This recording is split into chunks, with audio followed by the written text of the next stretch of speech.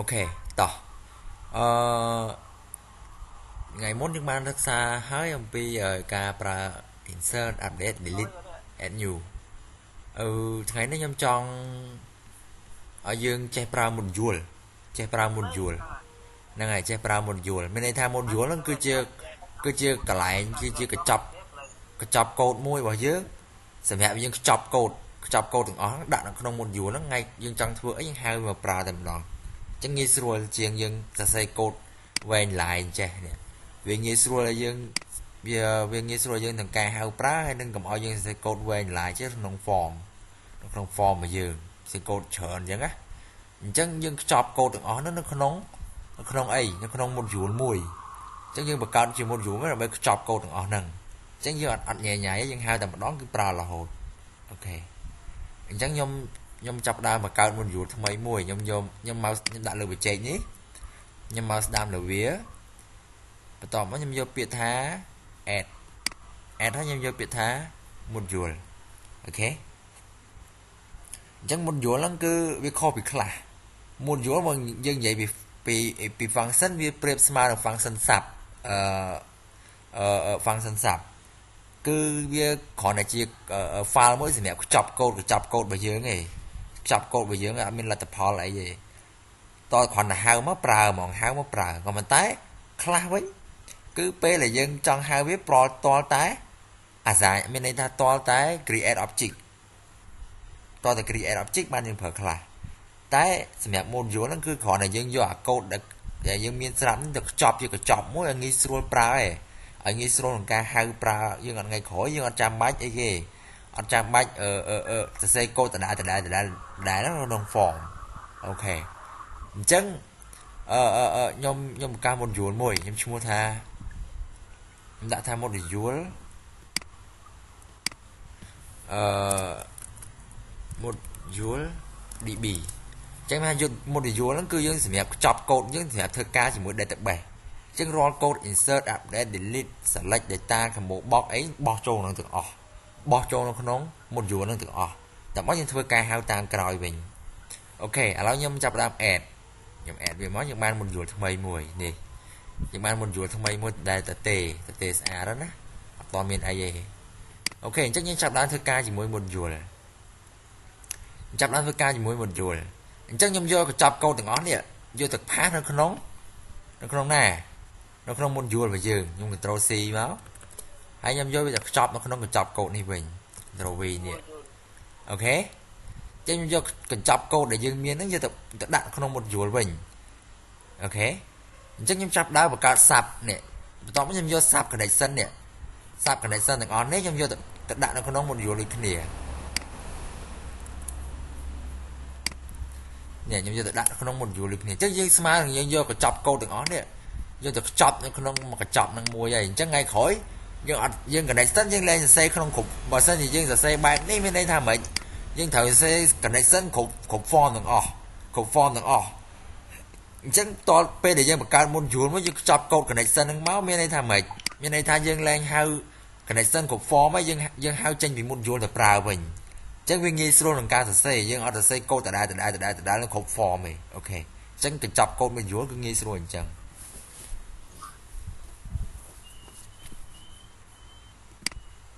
មានតោះអញ្ចឹងខ្ញុំយក module ហ្នឹងខ្ចប់ជាមួយកញ្ចប់អីអញ្ចឹងខ្ញុំចាប់ដើមអីគេទៀតខ្ញុំចាប់ដើមនេះបង្កើតនៅ function មួយសម្រាប់ធ្វើការយើងបោះទិន្នន័យចូលបង្កើត function មួយសម្រាប់យើងធ្វើការបោះទិន្នន័យចូលអញ្ចឹងដូចជាកន្លែង grid នេះកន្លែង grid view នេះយើងសរសេរយ៉ាងម៉េចខ្លះយើងសរសេរថាconnection tbl dt អីចឹងមកអញ្ចឹងខ្ញុំចាប់ដើមកន្លែងនេះខ្ញុំលែងសរសេរកូដទាំងអស់ហ្នឹងហើយខ្ញុំខ្ចប់កូដទាំងអស់ទៅជាមួយកញ្ចប់នៅក្នុង module នេះវិញខ្ញុំធ្វើម៉េចខ្ញុំបង្កើត sub មួយឬក៏យើងអាចបង្កើតជា function ក៏បានដែរជា function អីគេdata grid view grid data តោះអញ្ចឹងខ្ញុំកើតជា function មួយខ្ញុំដាក់ថា grid data បន្តមកទៀតខ្ញុំ by val អីគេ actual string អូខេ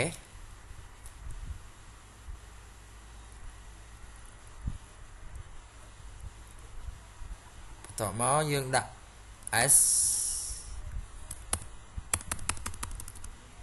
s boolean អូមែនទេ boolean s grid view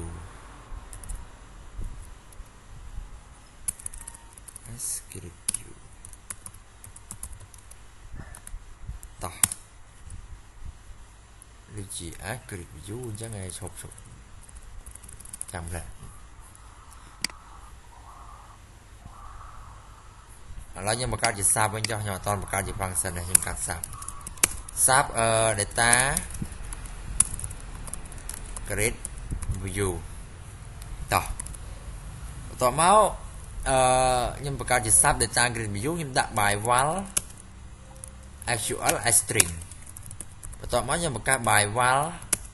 dgv s data grid view តោះអញ្ចឹងយើងដឹងហើយ sub ធ្វើការហើយអត់មាន return តម្លៃទេអត់មានបានទទួលតម្លៃអីទេអញ្ចឹងយើងសរសេរដោយការយើងប្រើនៅក្នុង grid view អញ្ចឹងនេះដូចកន្លែងនេះអញ្ចឹងនេះយើងសរសេរដោយការយើងហៅនៅក្នុង grid view អញ្ចឹងណាអញ្ចឹងយើងសរសេរតាមនឹងមកទី1មាន connection ណាបន្តមកមាន disconnection អូខេបន្តមកមាន disconnect ហើយយើងមានអីគេទៀតយើងមាន tbl ស្មើ new data table បន្តមកយើងមាន dt មែនទេស្មើ new ole db .ole data adapter បន្តមក actual cn អូខេបន្តមកផ្ទេរតម្លៃ dt.field tbl អូខេបន្ទាប់ពីហ្នឹងហើយយើងអីគេ dgv .data source ស្មើអីស្មើ tbl តោះ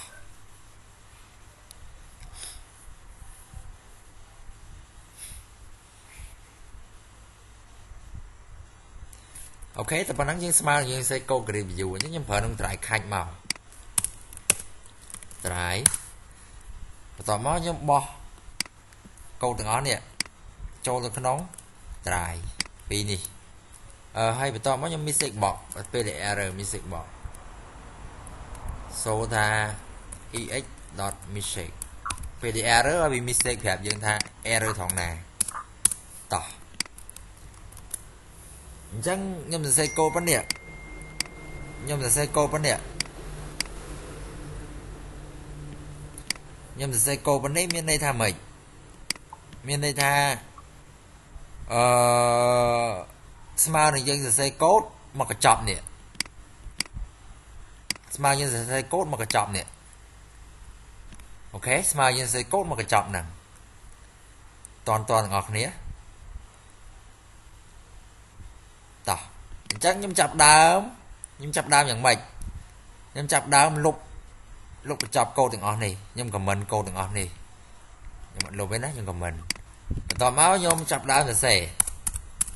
អីគេ module db. អីគេ data grid view នេះ data grid view បន្ទាប់មកយើងបោះ actual statement របស់យើងចូល actual statement យើងសរសេរអីខ្លះ select cd category name en category name kh status from ចេញពី table ណា category table អូខេតោះមកយើងអីគេចង់បង្ហាញនៅក្នុង grid view ណាគឺ grid category តោះខ្ញុំតែឲ្យមើលខ្ញុំរានយើង view មើលចេញហ៎ដូចគ្នាហ៎យើងសរសេរកូដទៅមកបន្ទាត់នេះយើងសរសេរកូដទៅមកបន្ទាត់នេះវាស្មើយើងសរសេរកូដទាំងអស់នេះចូលហើយ ទាំងអស់នេះអញ្ចឹងកូដមកបន្ទាន់នេះបានមកពីណាគឺបានមកពី module ដែលយើងបង្កើតនេះដែលយើងចប់ជាកញ្ចប់កូដហើយនេះដែលយើងចប់វាជាមកកញ្ចប់ហើយនេះអញ្ចឹងដូចជាយើងចង់បង្ហាញនៅក្នុង review គ្រប់ form ទាំងអស់យើងសរសេរតែកូដមកបន្ទាន់ហ្នឹងឯងប្រែប្រួលតែ SQL statement ទេប្រែប្រួលតែ SQL statement ទេហើយនឹង grid view របស់យើងទេអញ្ចឹង form ផ្សេងយើងដាក់ grid view ផ្សេងហើយ SQL statement យើង select ផ្សេង select ពី table ផ្សេងអញ្ចឹងយើងស្មើនឹងយើងសរសេរកូដមកកញ្ចប់ទាំងអស់នេះពេលដែលយើងយកវាទៅខ្ចប់នៅក្នុង module របស់យើងនេះអូខេតោះអញ្ចឹងវាដំណើរការដូចគ្នានេះអញ្ចឹងខ្ញុំចង់ឲ្យវា count យើងធ្វើម៉េចចង់វា count យើងដាក់មកអីគេ lbl ដកតិចស្មើអីគេ review category.row .count អូខេតោះចឹងខ្ញុំរាំង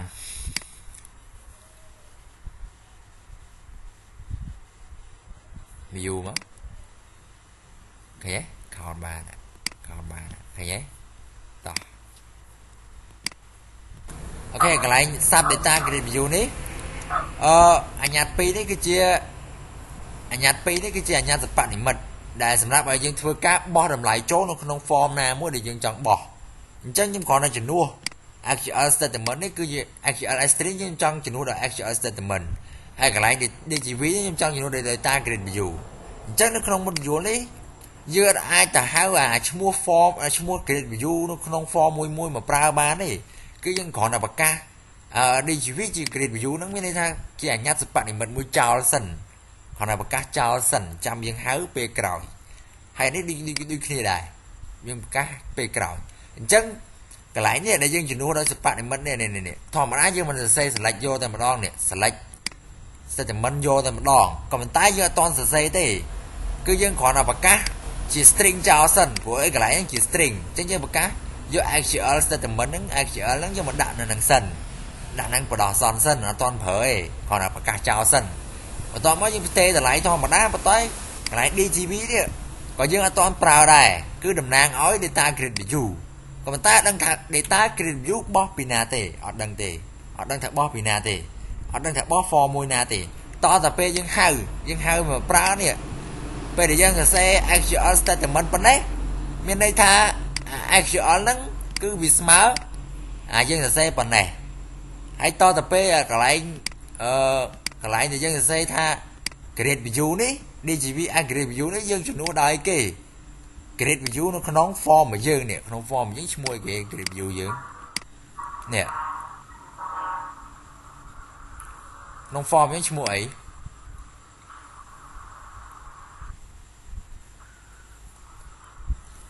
នេះយើងមើលក្នុង form របស់យើង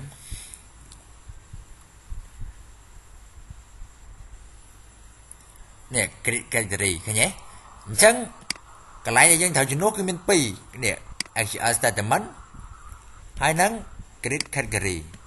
ហេតុអីបានប្រើជំនួសដោយសារអាហ្នឹងដោយសារតែកន្លែង grid category នេះគឺវានៅក្នុង form វាមិនមែននៅក្នុង module ទេអញ្ចឹងយើងអាចហៅអា grid category ទៅដាក់នៅក្នុងនេះបានទេអញ្ចឹងគ្រាន់តែយើងបង្កើតអញ្ញត្តិសិប្បនិមិត្តមួយអញ្ចឹងបើសិនជាយើងទៅហៅ form ផ្សេងមួយទៀតគឺយើងគ្រាន់តែយកជំនួសអា grid ដែលយើងបានបង្កើតក្នុង form មកជំនួសកន្លែងហ្នឹងមកហើយកន្លែង SQL statement យើងសរសេរអីយើងសរសេរចូលមកតែប៉ុណ្្នឹងឯងខែប៉ុណ្្នឹងគឺដូចគ្នានេះ connection tbl dt.field គឺដូចទៅនឹង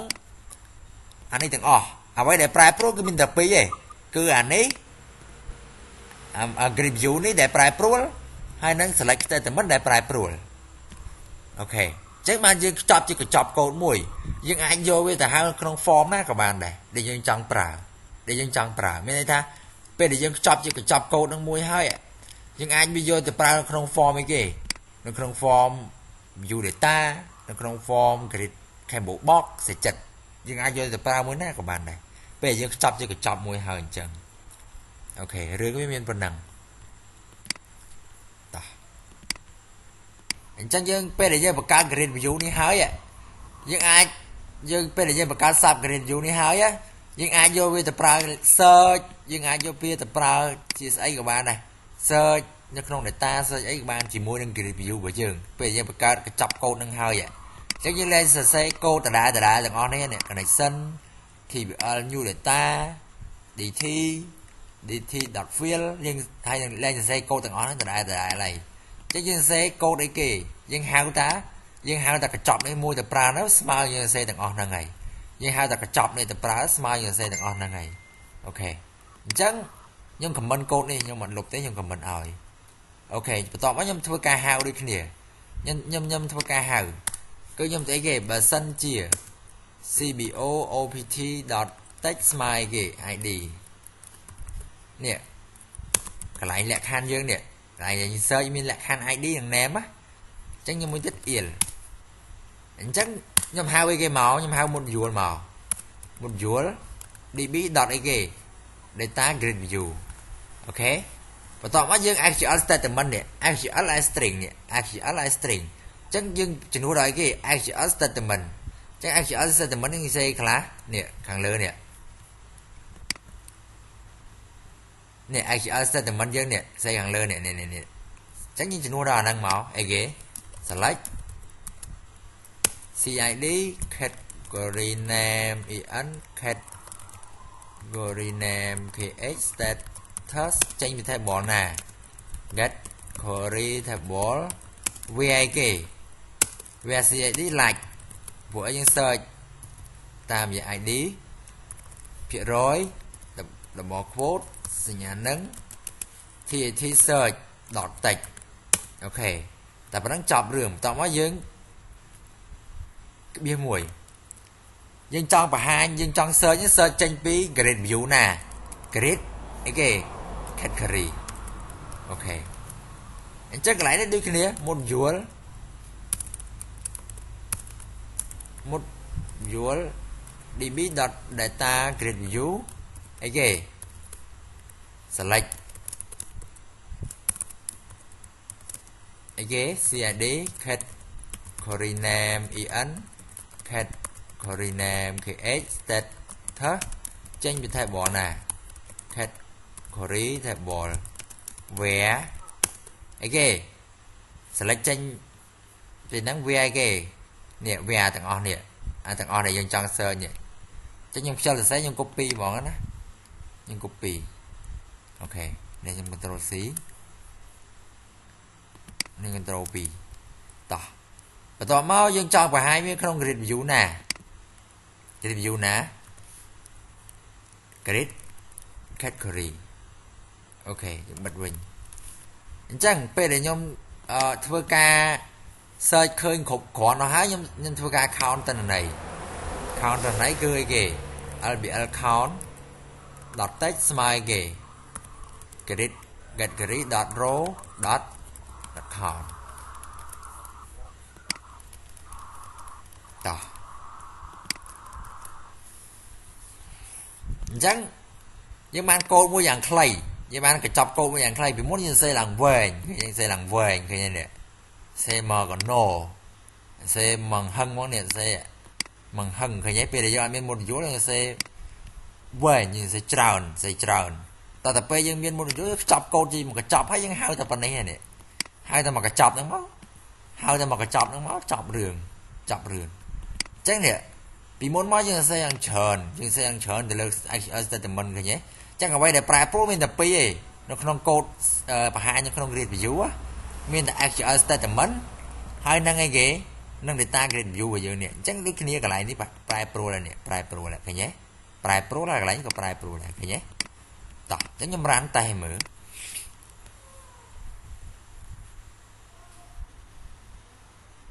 chắc nhầm trong search time id nhầm search định mũi miền đấy miền cái nhé trong search lịch pi miền đấy miền cái nhé nhưng trong search time name xây ghế s miền cái nhé trong xây ghế e miền mà còn nổ cái nhé em trong search chỉ mua thì xả không ai